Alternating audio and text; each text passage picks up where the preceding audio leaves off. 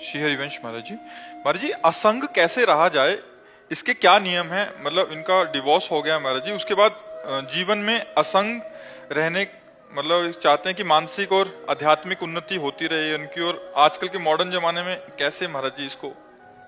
जब तक हम अंतर्वृत्ति को भगवान से नहीं जोड़ते हैं तब तक असंगता हो ही नहीं सकती, क्योंकि मन किसी न किसी वस्तु, व्यक्ति, स्थान का आश्रय लिए बिना रह नहीं सकता।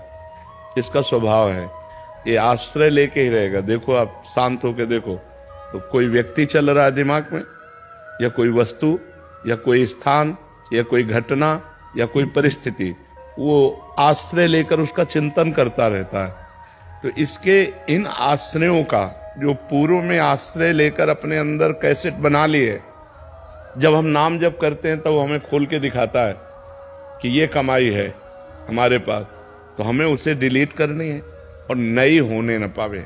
इसके लिए हमें हर समय नाम जप करना है, अंदर से वृत्ति जोड़नी है। अब बाहर से अंगुली से माला चल रहा है और जबान चल रही मुख में और मन चल रहा है संसार में, तो भी असंग नहीं हो पाए।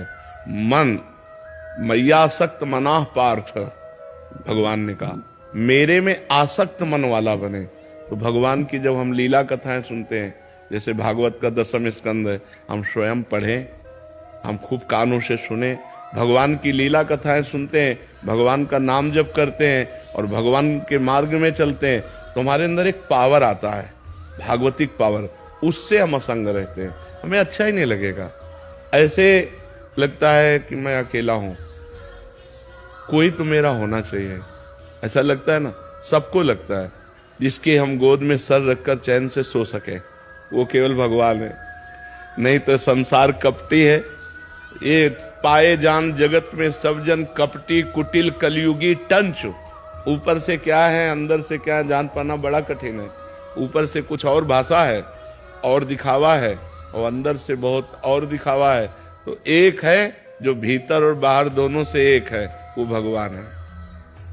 भगवान का हम आश्रय लें, जिससे भी मिले हमारा पवित्र व्यवहार होना चाहिए, गंदा आचरण नहीं होना चाहिए।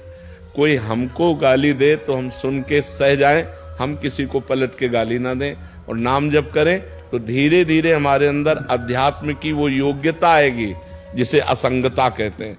असंगो हम पुरुषा, मैं असंग हूं, यह ऐसा अनुभव होगा, क्योंकि वास्तविक हम असंग हैं। हमारा जो स्वरूप है वो असंग ही है। वो कभी पर वो स्वरूप जो है गलती कर बैठा, देह को मैं मानकर, अंतःकरण मन बुद्धि को मैं मानकर वो फंस गया।